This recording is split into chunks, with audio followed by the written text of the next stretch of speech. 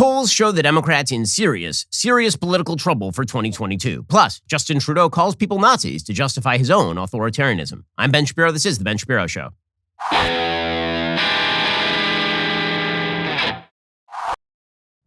Ben Shapiro Show is sponsored by ExpressVPN. Privacy is a right, not a privilege. Defend your rights at expressvpn.com/Ben. We'll get to all the news in just 1 second. First, when it comes to cleaning your home, you want a cleaning product that is safe, effective, and affordable. And that really, really, really works. Okay, so here's the thing. My kids make my house dirty all the time. And I've come to rely in serious ways on Naturally It's Clean, a home cleaning company dedicated to providing the most effective cleaning products for your home while reducing the use of harmful chemicals. Their secret is powerful plant-based enzymes, nature's solution to cleaning. When I say powerful, I'm talking hospital-grade enzyme cleaning power. They have solutions for almost every need in the house, from the kitchen to the bathroom to the laundry room. Naturally It's Clean has a specialized formula to clean the area effectively. Their products speak for themselves, but I'm speaking for them right now because they are that good. Again, my kids make a mess on everything. And Naturally It's Clean, it's like magic. It gets pretty much everything out of everything. I'm encouraging my listeners to start with 4 of their top products conveniently packaged together in their Daily Wire Essentials Kit. And for a limited time, my listeners can receive 15% off their order.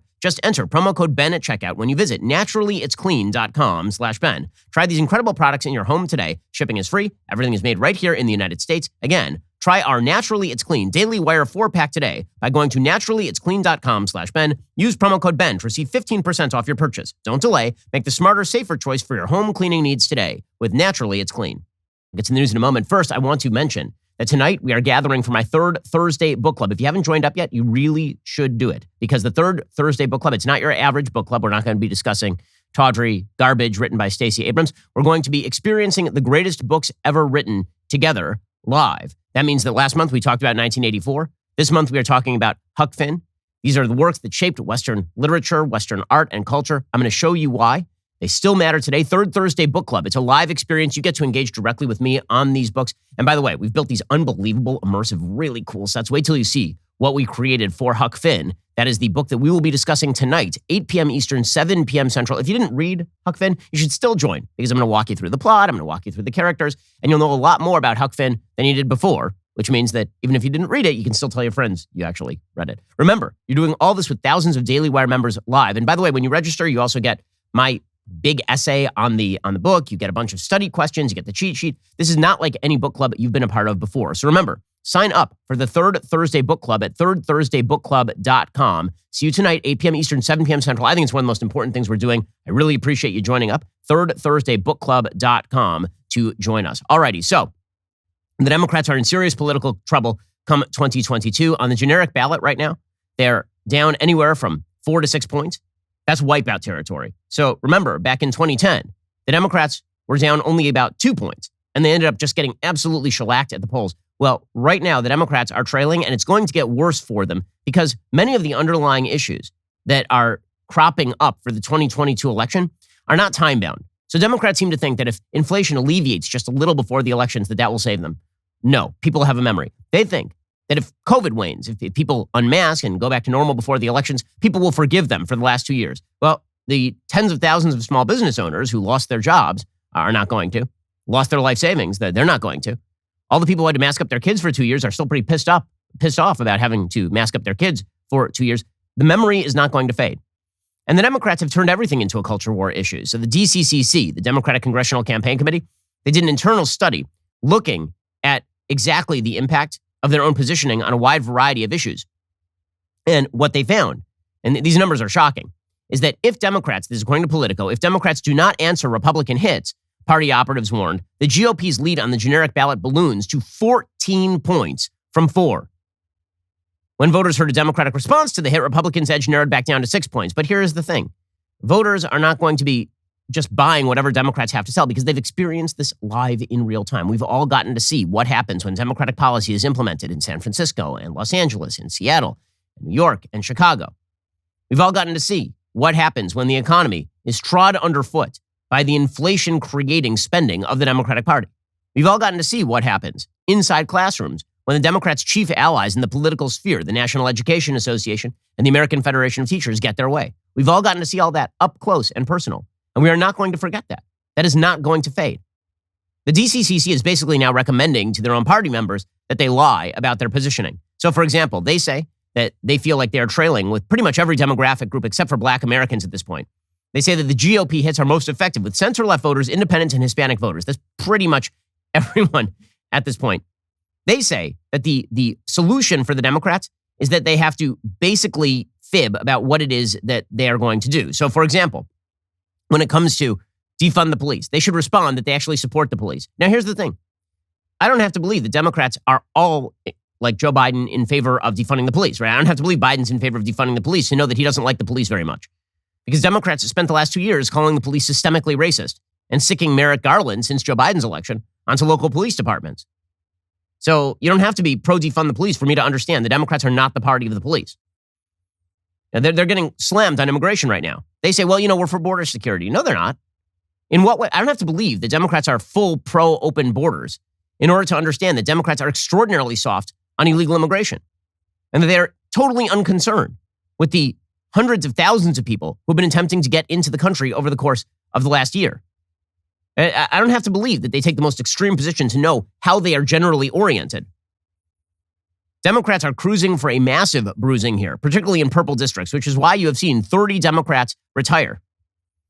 I was listening to my friend John Podhoretz on the Commentary Magazine podcast yesterday, and he was noting that this is seismic in implication in terms of how many Democrats are retiring. He said in 1992, right before the Republican wave that put Republicans in charge of the House of Representatives for the first time in decades, 40 Democrats retired.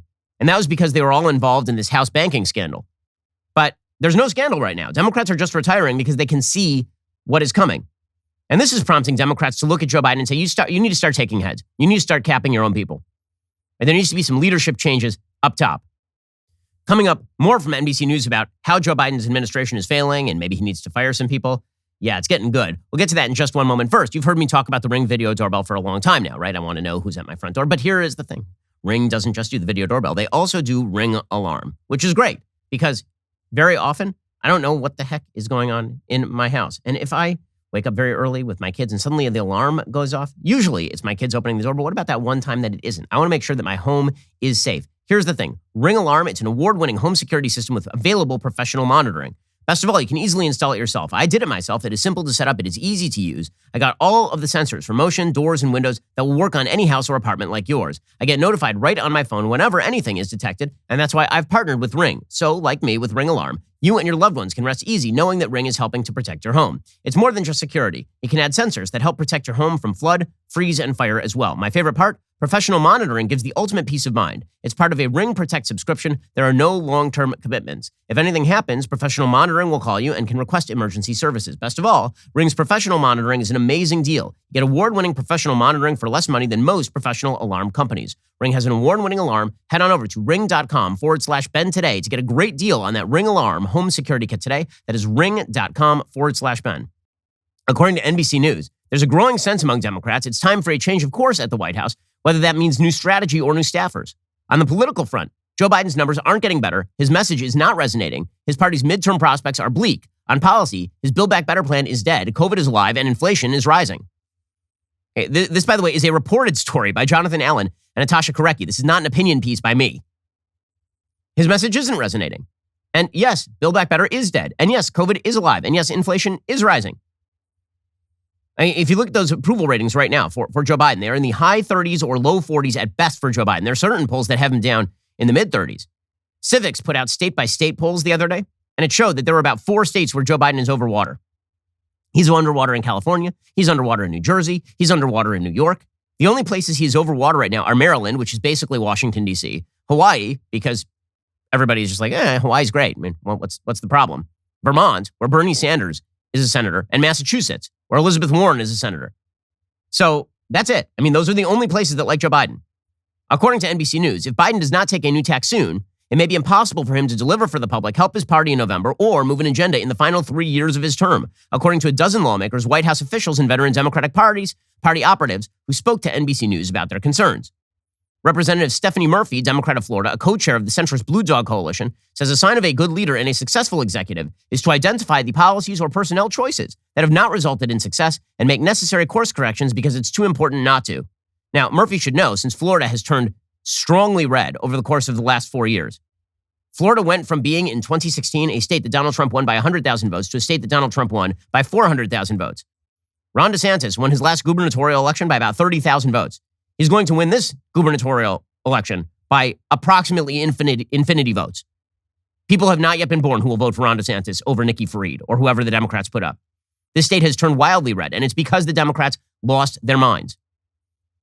According to NBC News, while only a handful of Democrats have called for heads to roll in the White House, there's broad agreement within the party Biden cannot keep doing the same things and expect different results. Suggestions range from picking a handful of high-stakes fights with Republicans to elevating cabinet secretaries to altering his inner circle by addition, subtraction, or both.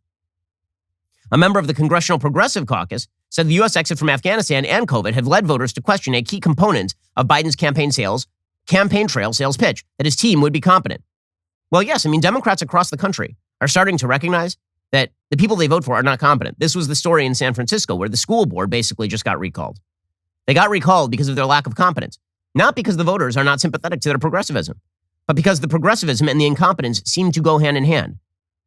That is not an illusion, and it's not a shock.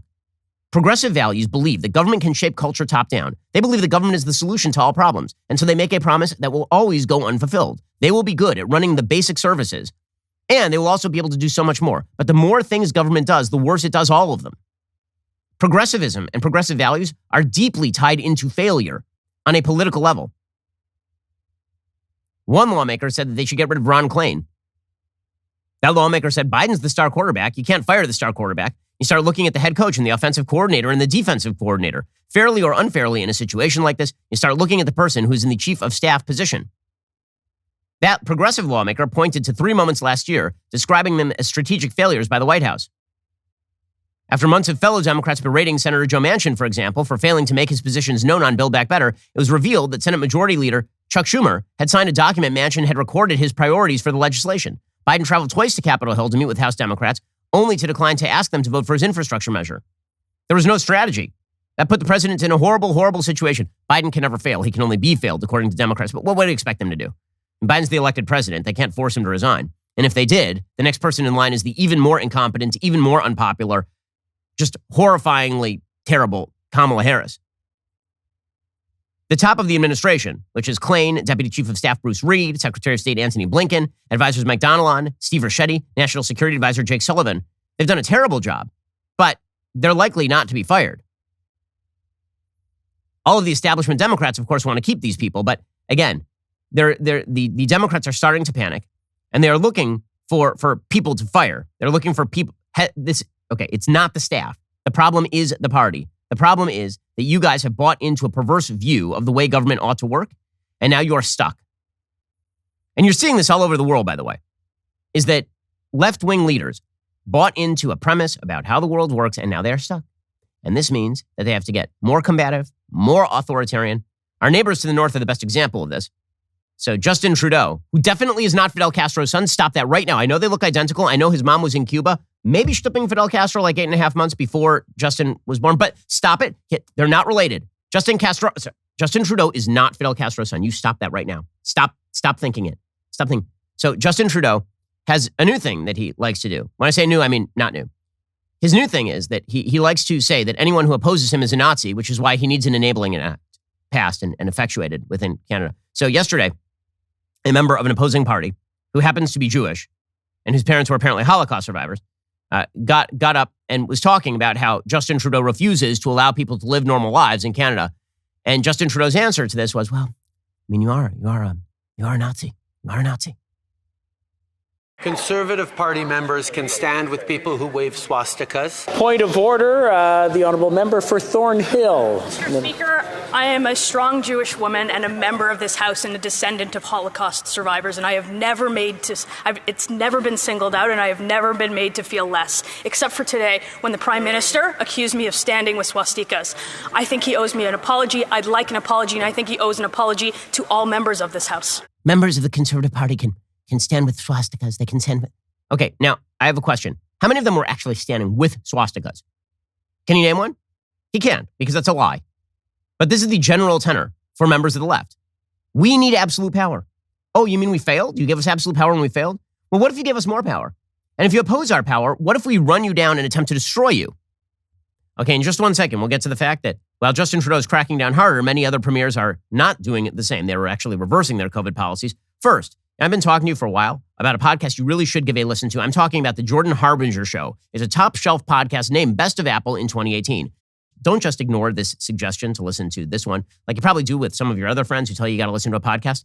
I'm telling you right now, you need to listen to Jordan's show. Jordan dives into the minds of fascinating people, from athletes to authors to scientists to mobsters to spies. We're talking about everybody from Dan Carlin to Kobe Bryant to Oliver North, Scott Adams. He's got an episode for everybody. Harbinger has an undeniable talent for getting his guests to share never-been-heard stories before and thought-provoking insights. Without fail, he pulls out tactical bits of wisdom in each episode, all with the noble cause to make you more informed, more critical, and you get more information. There just isn't a better podcast to listen to casually. You might even expand your worldview. He's got a strangely relatable weekly segment called Feedback Friday, where Jordan covers advice on everything from psycho-family situations to relationships to networking. It's always fascinating. I don't always agree with Jordan. Doesn't matter. His show's always a great listen. You can't go wrong with adding the Jordan Harbinger Show to your rotation. It's incredibly interesting. There's never a dull show. Search for the Jordan Harbinger Show. That's Harb as in boy, IN as in Nancy, GER on Apple Podcasts, Spotify, or wherever you listen to podcasts. Now, here's the amazing thing. In Canada, as I've been saying, all the provinces, basically, except for maybe British Columbia, are starting to actually loosen their COVID restrictions in pretty serious ways. So, for example, the Ontario Premier, Doug Ford, he said the world is done with COVID restrictions. We're finished here. Where do you think the protests are happening? They're happening in Ottawa, which is in Ontario. Here's Doug Ford. This is about, again, a democracy and freedoms and liberties. And I hate, as a government, telling anyone what to do. We just got to get moving forward and get out of this and protect the jobs. You know, I think a lot of people call them, probably yourself too, everyone's done with us. Like, we are done with it. Let's start moving on and cautiously. And, you know, we've followed the rules, all of us, like 90% of us, for over 2 years. The world's done with it. So let's just move forward. Okay, well, the first thing you should do, Doug, is turn around and tell the idiots behind you to unmask, take off their N95s. Everything's fine. Okay, but instead, what the media are doing is they are now running down everyone who donated to the Freedom Convoy. So we've already seen in Canada, and this is a very frightening precursor to what happens across the West. It's so funny. Whenever you predict what's going to happen in the United States based on what's happening in the UK or Canada, people on the left get uptight. Well, we're not going to do that. Yes, you will. You're liars. Yes, you will. I don't believe you. Because all of your compatriots in very similarly situated countries are doing this sort of stuff. If you had your way, you would do exactly the same thing. This is why, as we'll get to, when it comes to schooling, I've been deeply fearful for years at this point that many of the measures that have been taken in Canada and the UK to crack down on, for example, how traditionally conservative parents raise their children would be brought to the United States.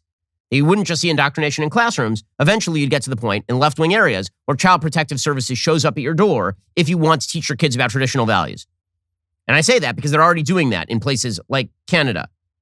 They're already cracking down on religious freedom in places like the UK. I think if the left had its way in the United States, they would do the same thing, because I don't see any substantive philosophical differences between the American left and the Canadian and UK left, for example. So what's happening in Canada does have implications for the United States, and it is scary. It's not just that they have apparently now made the entire banking system subject to the whims of Justin Trudeau, who can find everybody who's not just Fidel's son, and also believe that everyone is standing alongside people who are Nazis. It's like he's like a crossing Bernie Sanders, Nancy Pelosi, and Derek Zoolander.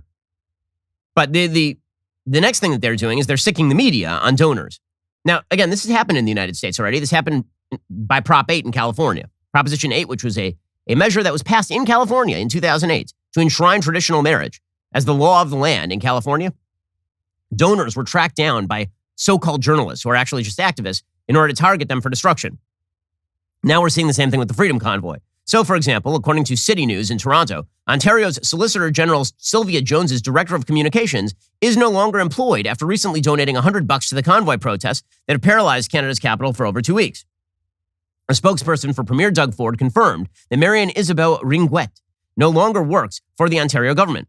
We're not commenting any further, as this is a staffing matter, said Ivana Yelich, Ford's Executive Director of Media Relations, on Tuesday. It was revealed that Isabelle Ringuet donated $100 to an online fundraiser created by an organizer of anti-mandates and anti-government protests on February 5th. The donation was made under the initials MR, but her identity was confirmed based on the email address and postal code linked to the offering. So she lost her job because she donated $100, a whopping $100 to the Freedom Convoy. And now, we have the Washington Post and Reuters, who are piggybacking on hacked information of give, send, go donors in order to track these people down and essentially dox them and make them public figures. And this goes back a ways. If you are somebody who crosses the left, they will track you down and they will ruin your life. This originally happened in 2008, I think, with Joe the Plumber, Joe Wurzelbacher. Remember, he had the temerity to ask Barack Obama a question about his economic plan. And this led to Joe the Plumber being targeted by the entire media. Was he really a plumber? Did he own a plumbing business? What was his real name? And so now they're doing this with people who donated to the Freedom Convoy. The Washington Post, according to Mediaite, has written extensively about the hacked data, including names of donors, and has emailed individuals to ask why they donated. Now, I was told that material on Hunter Biden could not be posted on social media, couldn't be posted on Twitter, Facebook, because that was hacked material. You wouldn't want hacked material trafficked around, unless it's hacked material you find valuable in your activism, in which case the Washington Post will simply follow up on. It's just journalism, guys. It's just journalism. This is how journalism is done now. You have an activist do a thing that is really bad, and then the media use that as the predicate to report on that thing and make it a public issue. By the way, this is exactly what happened with the Steele dossier P-tape nonsense. What happened there is that James Comey, in order to create a predicate for reporting, went to Donald Trump and told him about the Steele dossier. And then that fact was leaked to the media, which immediately, through BuzzFeed, revealed the entire Steele dossier, which was just a compendium of lies and crap. So you had an activist do an action in James Comey. That was leaked to the press. And then the press said, oh, hey, now it's newsworthy. Now we can report on this. They're doing the same thing now with the hacked material on Freedom Convoy donors. Verified Twitter users from the Post and other outlets have shared the names and email addresses of those donors directly in tweets. Reuters is publishing names online along with access to the list. The CBC and other Canadian press have published names and contacted doxed individuals. Journalist and podcaster Sagar Enjeti is one of multiple people reporting on emails allegedly sent from unnamed Washington Post staff. And he included a screenshot in one of his tweets. It said, "My name is blank. I'm a reporter at the Washington Post. I'm writing about the leaked data on Give, Send, Go contributions to the trucker convoy in Canada. Your name and email address are associated with a $40 contribution. Could you please tell me if this matches your records and either call or reply to this email or share what motivated you to contribute to the campaign?" It's not just the Washington Post that's been doing this. Canadian press have been doing this as well. At this point, you have now become an arm of the government.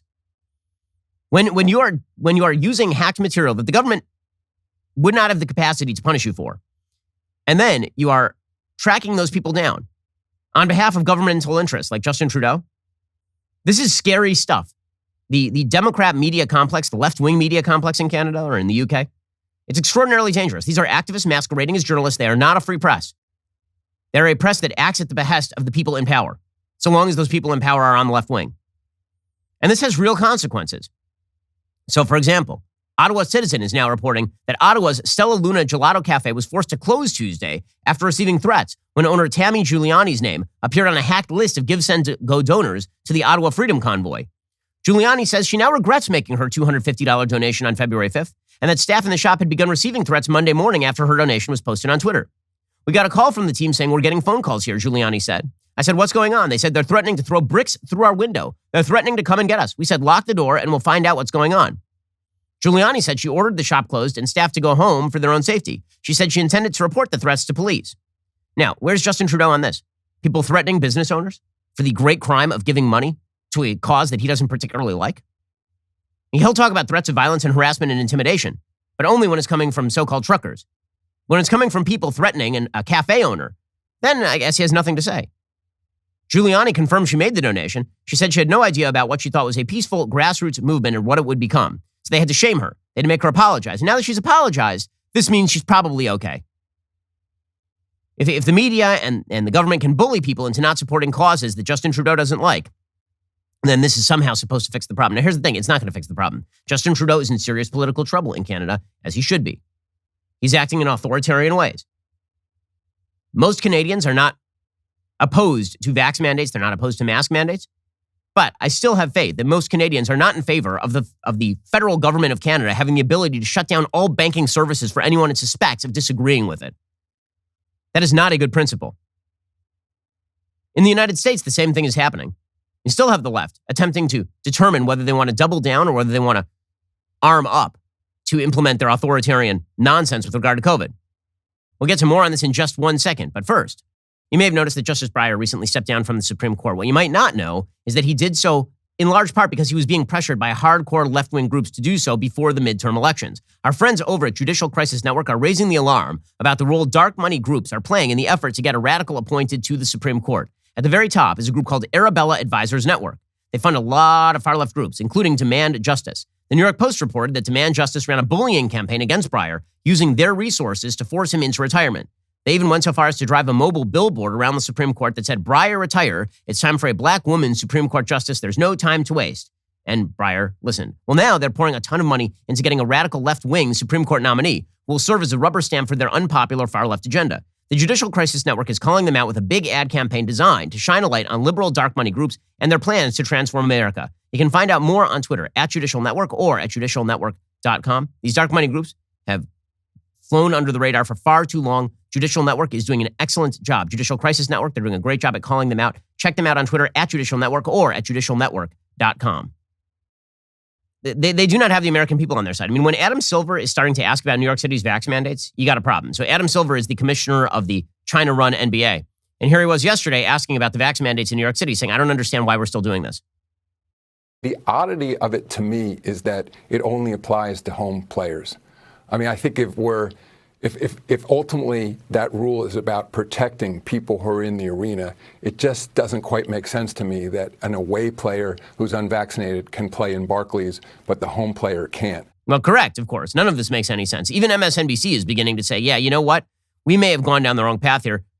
Commentators on MSNBC yesterday were saying that Democrats made mask wearing a part of their political identity. Now they have a problem. This is Alex Seitz-Wells, who's actually one of the better reporters, used to be at Salon.com over at MSNBC. Here he is. I think there's going to be a challenge for a lot of Democratic leaders to get their base comfortable with the idea of going back to normal. I mean, for the past 2 years, so much of the identity of what it meant to be a Democrat, to follow the science, was tied up in masking and following these rules and regulations. And if you didn't do that, you were, a bad person. You were Ron DeSantis. You were a denier. So now these Democratic leaders need to get their base comfortable with unwinding all of that. Correct. And it's not just the base. Everyone's going to remember this. Everyone remembers the hypocrisy. So Democrats, again, are hoping that people forget all of this. They forget the past 2 years, that they have Joe Biden type short-term amnesia. They start having problems with memory. And then maybe the American people will forget about it. Well, that it's not going to happen. It's not going to happen. And they're going to get absolutely shellacked. Because guess what? This is a continuing problem. This is not just a problem of yesterday. It's not like Democrats suddenly realized how to govern, or that they realized that people need to be left alone. They'll never realize this.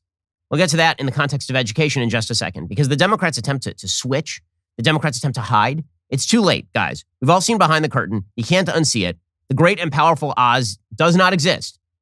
Okay, it's just a con man behind a curtain. And we've all seen it. We can't unsee it. Alrighty, in just 1 second, we'll get to the radical agenda of the left, because it's not just their bad governance that Americans are noticing. It's that we now know what you are seeking to do, guys, and it's really, really bad. First, now is the time to refi your mortgage, like right now. Not tomorrow, not next week, not next month, now. That's because rates are rising sooner than we thought. I cannot stress this enough. You need to call American Financing and lock into a lower rate right now. They can help make it happen today before it's too late. I mean, you already know that inflation is at 7.5% and growing. It's actually, that was 7.5% in like December. Now it's at 9-point-something%. Rates are going to continue to go up because of it. You need to take action while they are still near historic lows. It really could mean up to $1,000 in monthly savings and tens of thousands long term. But you need to call American Financing right now, because their only goal is to create a custom loan that serves your needs. It really is a no-pressure experience focused on you. They never charge upfront or hidden fees. So why not learn more? If you like what you hear, you can pre-qualify for free, and you could close in as fast as 10 days. 866-721-3300. That's 866-721-3300, or visit AmericanFinancing.net, NMLS 182334, NMLSConsumerAccess.org. Again, check them out, 866-721-3300 or AmericanFinancing.net to get started. Get your mortgage refi today, because the rates are probably going to go up tomorrow. Right now is the time, AmericanFinancing.net. Alrighty, as I said earlier, the second gathering for my book club kicks off tonight, 8 p.m. Eastern, 7 p.m. Central. So, unless you are a very fast reader, you should have already joined the book club at thirdthursdaybookclub.com, signed up as a Daily Wire member to get my notes and my guide for tonight's discussion. February's book of choice is Adventures of Huck Finn, a classic by Mark Twain, of course. Remember, sign up for the book club at thirdthursdaybookclub.com, because we're going to be announcing a new book tonight for next month, for March. Daily Wire members get my full notes and the guide to each month's book. And then on the third Thursday of each month, I sit down with you. It's a beautiful set. I mean, we built an amazing set for the Huck Finn episode. I talk with the All Access members online, in-depth lecture and discussion. You can ask me questions directly. We'll go back and forth on all of this. I am pumped to hang out and discuss Huck Finn with you tonight, 8 p.m. Eastern, 7 p.m. Central, over at dailywire.com. By the way, it makes a fantastic gift for a high school or college student. Or if you just need to fake it, like you've read all these books, it's still a great gift. thirdthursdaybookclub.com. Go check it out. Also, if you haven't yet seen our brand new film Shut In over here at the Daily Wire, you need to change that, like right now. Head on over to dailywire.com/subscribe. Get a membership. Start streaming today. It is streaming exclusively for Daily Wire members. It's very popular with the audience on Rotten Tomatoes. Seriously, go subscribe today. We are creating more and more great entertainment content that doesn't slap you in the face with a leftist agenda. That is because of you guys. Hollywood has billions of bucks in funding to make whatever left-wing propaganda they want. We have you. We need your help to combat the alternatives, which all hate your guts. Head on over to dailywire.com/subscribe today so you can watch Shut In or Hyperions, which comes out next month, or Gina Carano's new movie out this summer. The trailer looks just fantastic. Also, tomorrow is a great day for the Daily Wire. Why? Well, we are releasing our brand new show, The Enemy Within. This docuseries features acclaimed journalist and expert in national threats, Lee Smith. He uncovers just how far the CCP's infiltration of America goes and a political coup orchestrated by ruling elites to generate their own wealth and power at the expense of the American people's safety and freedom. From Anthony Fauci to our educational system to Hollywood and everything in between, every episode will take you deep into the heart of what is going on behind the scenes, what those who are supposed to be protecting you don't actually want you to know. Here's a bit of the trailer. What if everything we think we know about our leaders, our society, and our relations with the rest of the world is wrong? America is facing two major challenges. One is the Chinese Communist Party. However, the most significant threat comes from within. You're trying to obscure responsibility for 4 million people dying around the world. Okay, Senator Paul, you do not know what you are talking about. We've already seen evidence of how the elites want to run the United States. They're modeling themselves after Chinese autocracy. For over a decade, the People's Republic of China has stood publicly accused of acts of cruelty and wickedness that match the cruelty and wickedness of medieval torturers and executioners. Dianne Feinstein had a Chinese spy as her driver for 20 years. We're not talking about one person infiltrating senior levels at the CIA or the White House. We're talking about an entire elite class throughout the political, corporate, academic, cultural, and media establishment. My name is Lee Smith. I've been a journalist for more than 30 years. This is the most astonishing espionage and infiltration operation in history. What you're going to see in this series will shock you. This is The Enemy Within.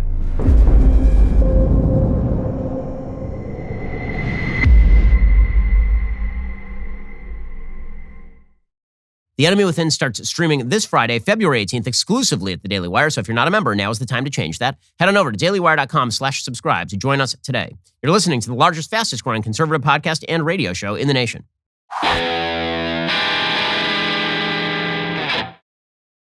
Again, for the Democrats, I guess the idea is that if we all experience short-term memory loss, then we'll forget how bad they are in pretty much everything. So this is the plan in San Francisco, where the San Francisco mayor, London Breed, who's just been a disaster.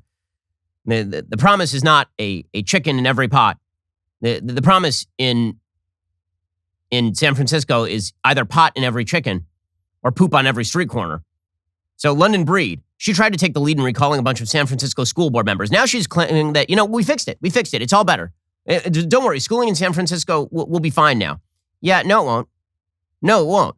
Because your priorities were never in line, and they remain not in line. Unfortunately, the failure to educate our kids properly throughout this pandemic is, I think, what many parents were frustrated over, and seeing their children go from these, talkative, robust personalities to all of a sudden, quiet and uncomfortable and just different has been really, I think, a breaking point for a lot of families in San Francisco. You did this. You and your friends did this. And you can pretend that you were ready to stab them in the back, but you were on board with all this garbage. And it's amazing how she switched it. Like, we all remember how you were partying maskless while all the children were masked up, and then you were saying that the Spirit moved you, Mayor Breed. I mean, I don't have to remember. You can go down to the stores in San Francisco and watch people cart off shopping bags filled with loot while the police are hamstrung. You just go down to the streets and see open needles lying around. You go to the public parks and see how they're completely overrun by homeless folks over in San Francisco. And we're supposed to believe that suddenly you fixed the problem? You didn't fix the problem because your priorities are all screwed up. And here's the thing. It's not just what you're doing today. It's what we think that you're going to do tomorrow. And when it comes to our kids, the parents' movement is very real and it is not going away. I know the left wishes for the parents' movement to go away. I know that they wish for radical social activists to be able to indoctrinate children without anyone looking over their shoulder. They get to make all the social standards lest someone, God forbid, be offended. But guess what? Parents are not going to let up on the oversight here. They're not going to give up on what their kids learn in school because we can all see it happening. All this stuff is now being exposed for everyone to see.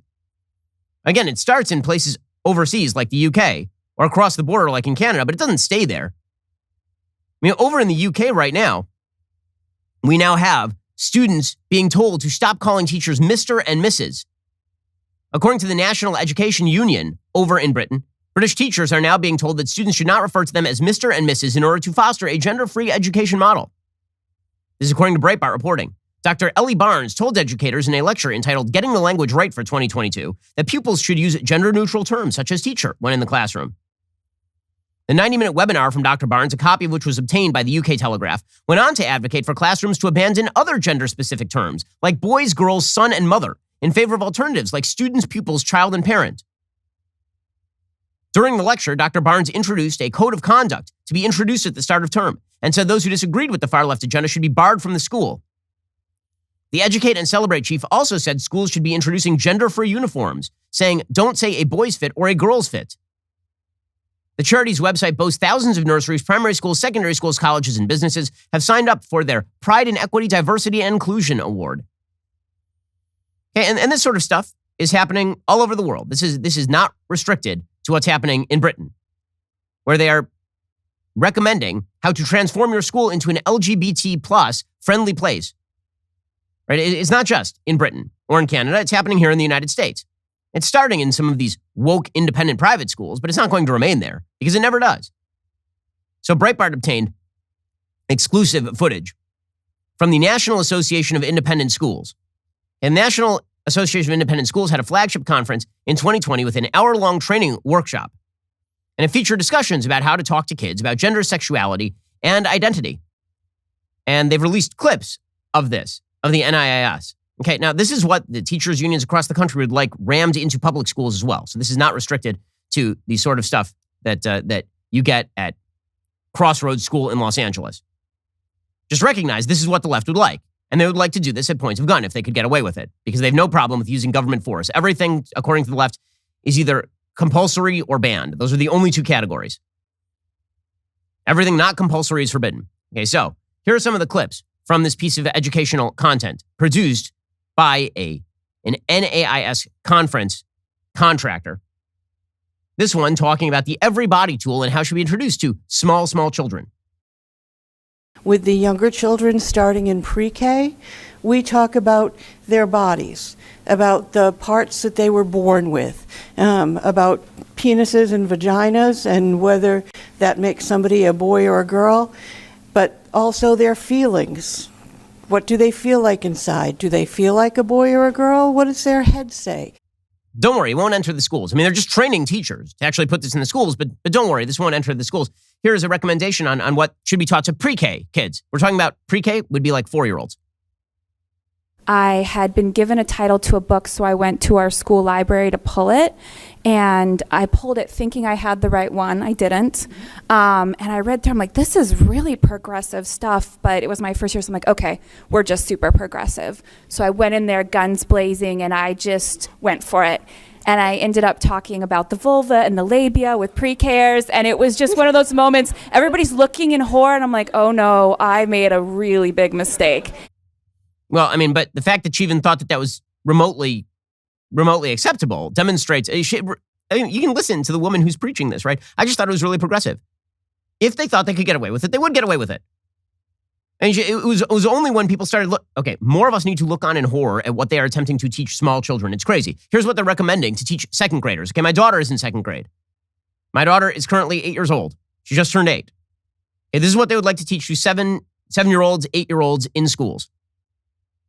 By second grade, we move on explicitly to gender identity and talk about it again in terms of your head and your heart and your body parts matching up. And does that work for you? What happens if it doesn't? What are the other parts of you that have to do with your gender identity, and what are the parts of you that don't? And the kids draw wonderful self-portraits again, but dealing with all aspects of their identity. These are folks who are indoctrinating children in sexual fluidity at the age of 7 or 8. This is what they want. Okay, don't let them pretend this isn't what they want. This is what they want.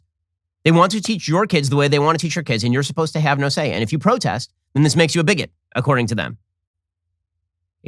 We're not going to forget all this. I mean, honestly, I'd love to see any Democratic candidate asked about this sort of stuff. Do you disagree? Really, let's get you on the record, because this seems like fairly obvious stuff. Get a Democratic candidate in a purple district to announce whether they agree or disagree that gender identity should be taught to 6-year-olds. I mean, first of all, gender identity shouldn't be taught to anybody because it's a bunch of anti-scientific bullcrap. But certainly it should not be taught to 6, 7, 8-year-olds. And yet this is precise. The left knows they have to get them at 6, 7, or 8 because otherwise their brains might develop such that they know that this is stupidity. Kids are extraordinarily docile at 6 or 7 years old when it comes to imbibing stupidity and then believing it. The left knows this, which is why this is the age group that they are aiming at. You go to a bunch of 30-year-olds who've already been living in the world for a while, and you say a boy can be a girl. Most of them will look at you cross-eyed unless they've already been indoctrinated with this garbage in college. Okay, here is one more clip of the National Association of Independent Schools sexual material training for young kids. Gender identity is how you feel inside. It's what you feel like in your heart and in your head, just like the language that we used when they were younger. But it's something personal. It's something that's unique to you. It's something that you get to decide. Gender expression is what you share with the world, how you dress, how you act, what you're interested in, what you put out there. And that, again, is your choice. It's something that you can change from day to day. It's completely up to you. Sexual orientation is who you are emotionally and physically attracted to. And so that's how we talk about it with the kids and introduce them to it. Hey, do you want this in your schools? We're not going to forget about what your agenda is. We're not going to forget about your bad governance over the past several years, which materialized unbelievably fast. There used to be like a 5 to 10 year period before you saw the effects of bad governance. If somebody raised taxes, it would take a few years for that to be felt. Over the course of the pandemic, time got shortened into extraordinarily small bites. And that meant that as soon as they said defund the police, the murder rate just went up immediately. As soon as they said we're not going to enforce the law, massive homeless surge. And so all of the cause and effect became very, very clear. We're not going to forget about that because we saw what happens in real time when your policies are implemented. We're not going to forget what you did. But here's the thing we're really not going to forget about. What your ambitions are, what you guys would like to do. Take control of all aspects of our life, from our banking to how we raise our kids. We understand the agenda. And if that's not your agenda, forcibly disavow it now. If that's not your agenda, explain why it's not your agenda. Don't just tell me it's not your agenda because I don't believe you. I'm old enough to remember when Barack Obama was anti-gay marriage, right? So no, I don't believe you. I want you to explain philosophically why that is your position. Otherwise, I don't buy it. Okay, the simple point is that when politicians say they are for or against a thing, unless they can explain why they are for or against the thing, they're probably fibbing. So all I ask from Democrats is if you wish us to believe that you have changed your minds, explain why you've changed your minds. Because otherwise, I just think that you're lying in order to garner votes. And most Americans feel this way as well. Because again, the policies continue apace. I mean, right now, you have schools that are actively discriminating on the basis of race. And we're supposed to believe that you guys have changed your agenda. And then you trot out the media to pretend that this is a conservatives' pounce issue. As my friend Andrew Klavan says, the rule in the media is when the right does something wrong, the story is the right doing something wrong. When the left does something wrong, the story is Republicans' pounce. This is the latest article at the New York Times along these lines. Quote, when school started last fall at one of the nation's most competitive and prestigious public high schools, the incoming freshman class looked different by design. Compared with previous classes at Thomas Jefferson High School for Science and Technology in Alexandria, Virginia, there were more Black and Hispanic students as well as white students, but fewer Asian students. That is because standardized testing that had once been the key to admission was eliminated. Top students were admitted from a cross-section of schools Weight was given to poorer students as well as to students learning the English language. Now those policies are at the center of a federal lawsuit filed by an organization called Coalition for TJ with the aid of the Pacific Legal Foundation, a conservative group that is taking on public high school admissions and has filed similar lawsuits in New York and Montgomery County, Maryland. If the lawsuit prevails, it could block future efforts at elite public high schools that are trying to diversify their students by race and income. Wen Fa, a senior attorney with the Pacific Legal Foundation, said the changes made to the admissions criteria for the class of 2025 were merely proxies for race. So, says the New York Times, this is the new push by these evil conservatives who are noticing that race discrimination is now very common on the left. The left is going to continue with this stuff. Why? Because they can't even explain to you why they shouldn't. And the impacts of these policies are going to be felt for generations to come, which is why you are starting to see people across the aisle, right? Center-left people, Hispanics, independents, turning very much against the Democratic agenda. Democrats thought they made the same mistake that they made in 2012.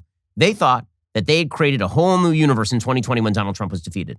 They thought unjustifiably that because they narrowly won back the Senate, mainly because Donald Trump intervened in the Georgia races, that they would now be able to cram through whatever they damn well pleased. The members of the media, the elite coterie, the people who went to Brown and Wesleyan and now staff the offices at the New York Times, those people decided that they got to run all aspects of your life and that all of their friends who are the staffers at these bureaucratic agencies and at the top of these radical nonprofit organizations, they would get to restructure American life. This is what, listen, Joe Biden campaigned on this. This is what Build Back Better was. Build Back Better was all about the idea that we were going to remake all aspects of American life, whether you liked it or not. Guess what? They got their chance. And the American people don't like what they see. That's why 2022 is going to be hideous for them, and it should be hideous for them, and they deserve every single thing that they get in 2022, which will include losing the House, and I think will include losing the Senate as well. Alrighty, we'll be back here later today with an additional hour of content. Again, here is your reminder. You should check out thirdthursdaybookclub.com because tonight we're going to be going over Huck Finn, and I will announce next month's book as well. It's a beautiful set. It's a great piece of content. You get to interact live with me on these books and really learn about them with me. It's really a blast. In the meantime, go check out The Michael Knowles Show. That's available right now. I'm Ben Shapiro. This is The Ben Shapiro Show.